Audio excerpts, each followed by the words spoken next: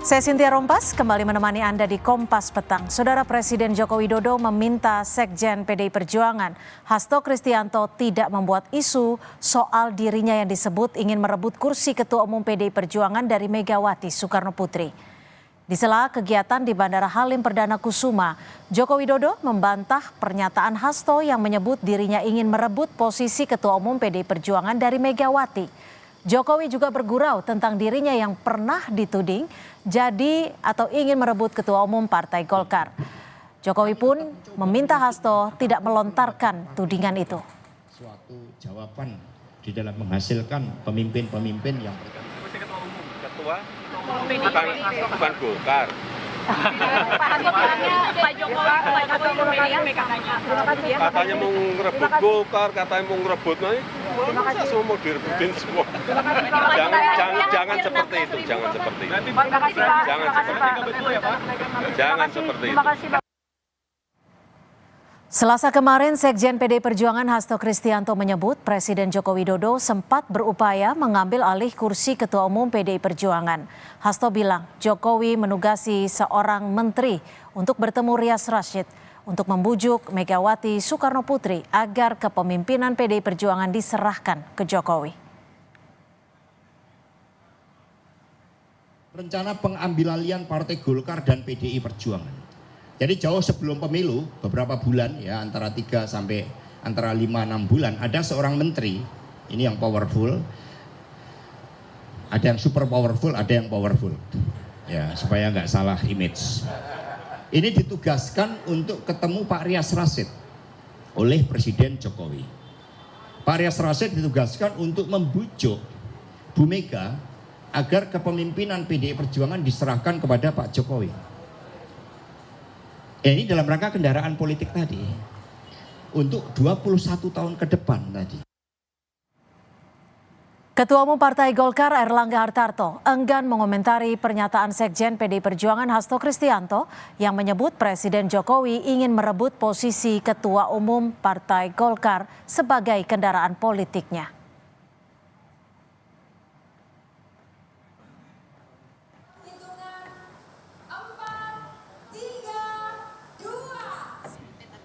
Wah, itu tanyakan kepada yang memberi statement. Ya. Terkait Bapak.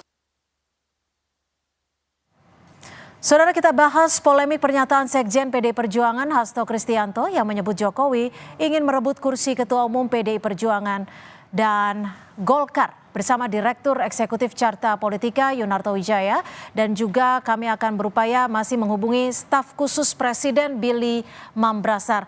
Saya ke Mas Toto. Selamat sore Mas Toto. Iya. Mas Toto, ini pernyataan Hasto Selasa kemarin ini apa yang bisa Anda analisa? Kenapa Pak Hasto menyebutkannya ini saat ini? Iya, pertama kita harus pisahkan bahwa ini menurut saya tidak terkait dan bisa mempengaruhi gugatan yang sedang dilayangkan di MK yang sekarang sedang disidang ya. Jadi ini lebih mengarah kepada perdebatan tanda kutip atau pro dan kontra internal PDI Perjuangan, karena konteksnya kan berbicara mengenai manuver politik dari Pak Jokowi sebagai kader, katakanlah menurut Hasto untuk kemudian Mas Hasto untuk kemudian menjadi ketua umum. Dan itu memang perdebatan klasik dari dulu, banyak orang bertanya apakah Pak Jokowi punya ambisi untuk menjadi ketua umum PDI Perjuangan atau tidak. Nah, yang pertama yang menurut saya menjadi catatan kritis adalah ini adalah buah dari tidak jelasnya posisi Pak Jokowi dalam konteks apakah dia masih kader PDI Perjuangan atau tidak. Yang kita ketahui sebagai awam, belum pernah ada pencabutan KTA dari Pak Jokowi. Jadi kalau menurut saya sih isu ini akan lebih cepat beres. Hal-hal tanda tanya besar mengenai isu PDI Perjuangan dan Pak Jokowi, entah Pak Jokowi mengundurkan diri atau kemudian PDI Perjuangan yang kemudian mengeluarkan Pak Jokowi sebagai kader PDI Perjuangan. Nah, konteks lain catatan kritis buat Mas Hasto, menurut saya alangkah baiknya ketika proses MK masih berlangsung, konteksnya perdebatan mengenai fakta hukum, saya pikir seharusnya perdebatan mengenai hal-hal politik termasuk internal PDI Perjuangan, termasuk dengan Pak Jokowi itu dihindari terlebih dahulu. Apalagi kalau kemudian ini malah menggeser fokus perhatian dari publik, konstituen, pemilih, pemerhati dari harusnya persidangan di MK itu menjadi kemudian isu yang sifatnya internal seperti yang dilempar oleh Mas Hasto. Itu catatan kritis terhadap Mas Hasto. Catatan buat lebih baik Mas Hasto dan teman-teman PDI Perjuangan menopang dan mensupport tim hukum 03 untuk memberikan fakta-fakta hukum. Tapi apakah emang akan berpengaruh besar dengan statement Mas Hasto ini di tengah sidang MK? Ya, poin saya adalah kenapa sih nggak fokus saja teman-teman PDI Perjuangan untuk kemudian ikut membackup, memberikan bantuan bukti fakta-fakta hukum supaya kemudian peluang gugatan dari 03 ini bisa dikabulkan dibanding kemudian berbicara mengenai isu-isu yang lain seperti yang kita dengar sekarang dan perdebatkan sekarang gitu ya. Yang kedua, catatan kritis terhadap Pak Jokowi, memang isu ini kan menjadi menarik ketika kita tahu ya, ini kan isunya kan seakan-akan masuk dalam ke framing bahwa Pak Jokowi ini punya potensi loh melakukan hal yang tidak lazim termasuk kekuasaan di PDI Perjuangan.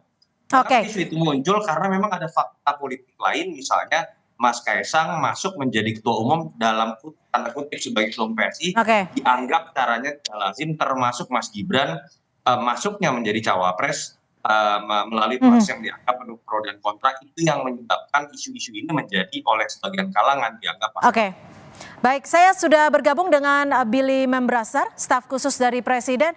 Bung Billy, selamat sore. Terima kasih sudah bergabung bersama kami di Kompas Petang.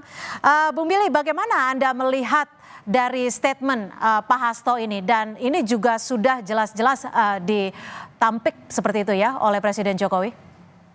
Ya, pertama kita berbahas hidup atas dasar sebuah politik dan policy yang tidak evidence based. Jadi ketika kita menjalankan politik, apalagi ditampilkan oleh elit-elit dan intelektual Indonesia yang adalah minoritas tapi merupakan gerbang penggerak bangsa ini, ketika gerbongnya ini aja udah melakukan praktik-praktik politik tidak berbasis evidence, berbasis rumoring yang akan menimbulkan keresahan dan kebingungan di tengah masyarakat, maka ini jadi pertanyaan besar saya juga gitu. Nah, ketika kita mau membuat sebuah pernyataan apalagi dalam ranah publik berhubungan dengan high context politics dan mengeluarkan sebuah pernyataan-pernyataan yang tidak berdasarkan fakta, tidak berdasarkan data, ini betul-betul menyesatkan apalagi dilakukan oleh intelektual. Dan sejatinya ketika Presiden kemudian sebagai pelaku utama atau aktor utama yang di-frame dalam sebuah cerita yang tidak berdasarkan bukti tersebut sudah menyangkal, maka sejatinya tanpa bukti pun boleh ada permohonan maaf gitu untuk melakukan klarifikasi atau verifikasi atas statement yang telah dibuat sebelum bergulir menjadi bola salju yang lebih liar lagi. Bung Billy, ini kan juga bukan pertama kali ya rumor ini seperti ini keluar. Sebelumnya juga ada rumor soal ingin untuk di Partai Golkar dan lain sebagainya. Bagaimana Presiden menanggapi ini? Jadi lagi-lagi pertama kan tidak ada bukti ya, tidak ada evidence hal itu terjadi. Jadi benar-benar political rumor aja. Dan yang kedua, yang menyebarkan rumor pun tidak punya bukti kuat yang menyatakan bahwa Presiden memiliki interest atas dasar apa. Yang disebarkan hanya atas dasar bahwa Presiden ingin melanggengkan kekuasaan agar ada perahu setelah ini. Padahal jelas-jelas Presiden sudah menyampaikan bahwa saya akan pulang ke Solo setelah masa saya selesai. Itu kan statement yang sudah langsung keluar dari mulut Presiden. Jadi Anda melihatnya apa yang disampaikan Hasto ini manuver seperti apa? Tujuannya apa? Anda membacanya seperti gimana? Saya tidak bisa membaca intensi apa ya dari dalam hati seseorang ya dan apa tujuannya. Tapi yang jelas yang saya sesalkan sebagai bagian daripada intelektual bangsa ini adalah mempraktikkan politik-politik yang berbasis rumor, yang berbasis statement-statement yang akan membuat publik kebingungan gitu. Dan ini tidak akan membantu untuk negara ini berada dalam tataran pembangunan yang stabil begitu. Karena rumor ini membuat masyarakat bingung dan resah.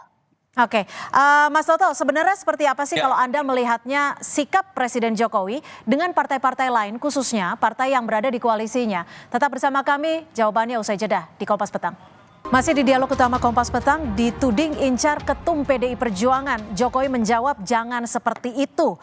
Mas Toto, ini kalau kita melihat jawaban dari Presiden Jokowi terkait statement Hasto Kristianto adalah katanya mau ngerebut Golkar, katanya mau ngerebut. Masa semua mau direbut? Jangan seperti itu, jangan seperti itu. Kalau menurut Anda sendiri, jawaban seperti ini bantahan atau seperti apa? Apa makna dari jawaban Jokowi?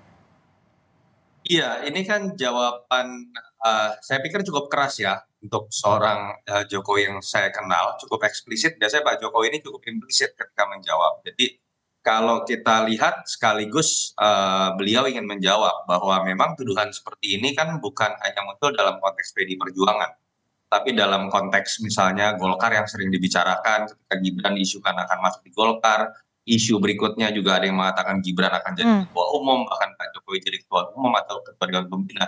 Memang ini berasal dari sebuah hipotesa bahwa seseorang yang akan menjadi mantan presiden itu baru bisa tetap memiliki cengkraman kekuasaan politiknya kalau kemudian dia tetap memiliki partai, tanda kutip ya, karena ketika dia memiliki partai, dia mantan presiden, tapi dia memiliki posisi untuk kemudian ikut dalam sirkulasi kekuasaan melalui partai yang dipegang. Jadi kemarin Pak Jokowi membantahkan catatan kritisnya tadi saya sudah sebutkan.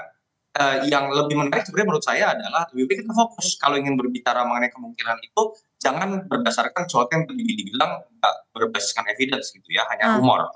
Tapi kan ada fakta yang menarik untuk dibahas misalnya lebih mendalam.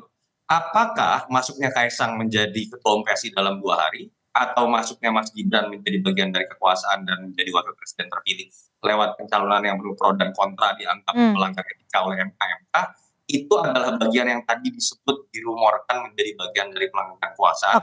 Dan apakah itu hal yang baik menjadi pendidikan politik ke depan? Saya pikir lebih baik pro dan kontra itu masuk dalam wilayah itu didasarkan pada sesuatu yang sudah terjadi, bukan berdasarkan rumor tadi. Mas Toto, tapi kalau dilihat dari statement Hasto Kristianto ini bagian dari inisiatif Pak Hasto untuk mengeluarkan statement ini, dan apakah jawaban dari Presiden ini ditujukan ke Hasto secara pribadi atau Hasto sebagai representasi dari PDI Perjuangan atau Megawati Soekarnoputri? Iya, kalau kita lihat Mas Hasto dalam posisi sebagai sekretaris jenderal bukan posisi yang memang bisa dikatakan sekedar individual ya, atau katakanlah personal saja, karena posisi Mas Hasto sangat tinggi di PDI Perjuangan.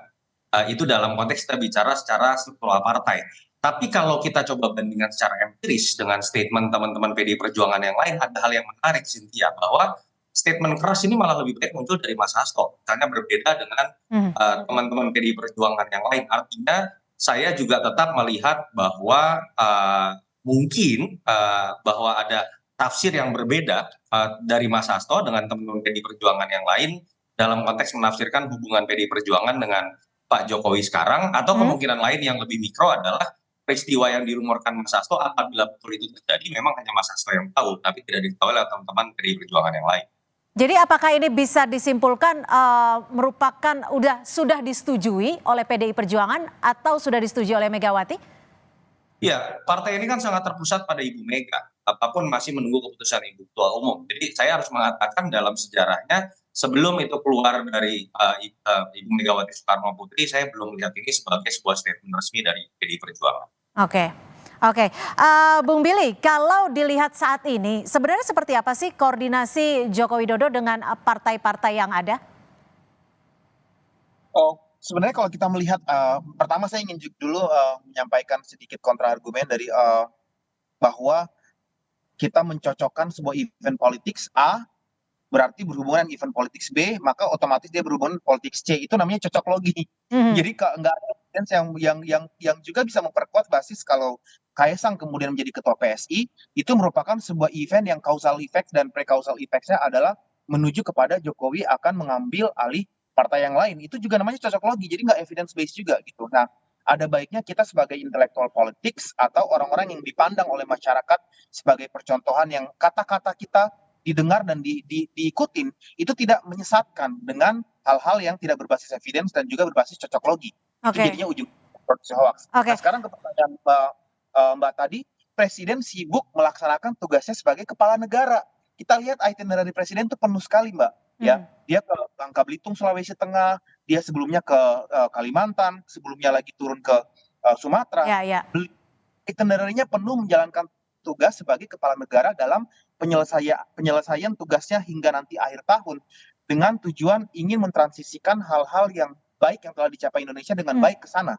Jadi hal-hal yang berbau politis yang terus dihubung-hubungkan dengan apa yang beliau lakukan tuh sebaiknya menurut hemat saya itu hanya akan menjadi konsumsi dan kepentingan daripada para politisi praktis mata yang Oke. kemudian menakutkan presiden masih aktif bekerja sebagai kepala negara. Bung Billy, ini kan Pak Hasto juga menyebut soal Presiden Jokowi membutuhkan kendaraan politik untuk 21 tahun ke depan. Kira-kira Presiden akan menanggapi atau merespon tidak atas statement ini?